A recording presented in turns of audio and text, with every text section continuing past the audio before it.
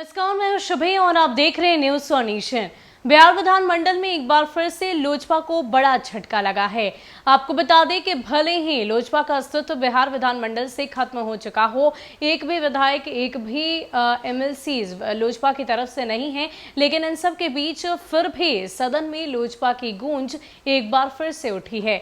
दरअसल राजकुमार सिंह जो मटिहानी से विधायक हैं, उन्होंने जेडीयू का दामन हाल में ही थाम लिया, लेकिन इसको लेकर सदन में किसी तरह का ऐलान नहीं किया गया था और सदन के पहले दिन ही इस बात की चर्चा की गई। इसके अलावा क्या कुछ जानकारी हमारे पास, आपको विस्तार से बताते हैं। बिहार विधानसभा में मानसून सत्र के पहले ही दिन लोजपा का नाम गूंजा। यह तब जब लोजपा का एक भी विधायक विधानसभा में नहीं है।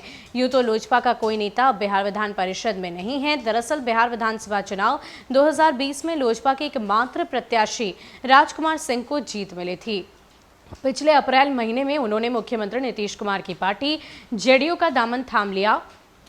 इसके साथ ही बिहार विधानसभा में लोजपा विधायक दल का जेडीयू में विलय हो गया। इसकी अधिसूचना विधानसभा ने अप्रैल में जारी की थी, लेकिन इसके बाद कोई सत्र नहीं बुलाए जाने के कारण इसका ऐलान सदन में नहीं हो पाया था। सोमवार को मानसून सत्र के पहले ही दिन विधानसभा अध्यक्ष राजकुमार सिंह ने इसकी औपचारिक जानकारी सदन को दी।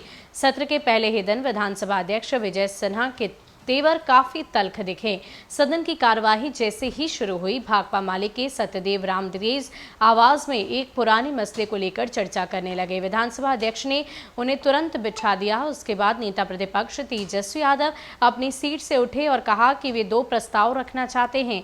जैसे ही तेजस्वी खड़े हुए, उनके समर्थन में एक दूसरे विधायक उठ खड़े हुए और तेज आवाज में बोलने लगे। विधानसभा अध्यक्ष ने उन्हें डपटते हुए कहा कि ये क्या है?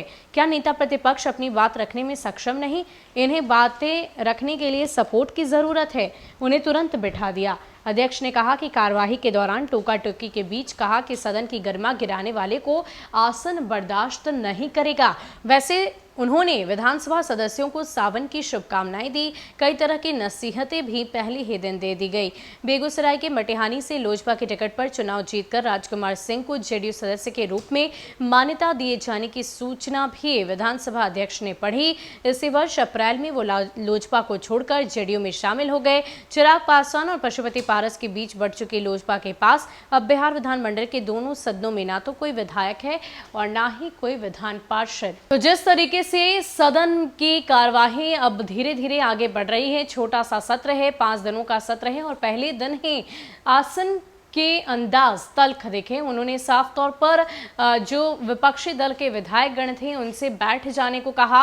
वो तस्वीरें भी हमने आपको दिखाई थी, लेकिन इन सब के बीच लोजपा की गूंज एक बार फिर से विधानसभा में सुनाई दी और यूं कहीं तो एक बड़ा झटका है पारस और चिराग पासवान दोनों के लिए। आपको बता दें कि अप्रैल महीने में ही राजकुमार सिंह जो मटिहानी से विधायक है, उन्होंने जेडीयू का दामन थाम लिया था, लेकिन इसकी औपचारिक घोषणा सदन के भीतर नहीं हुई थी। यही वजह है कि कल आसन ने इसकी औपचारिक घोषणा की। फिलहाल के लिए इतना ही। ज्यादा अपडेट के लिए आप बने रहे न्यूज फॉर नेशन के साथ। नमस्कार।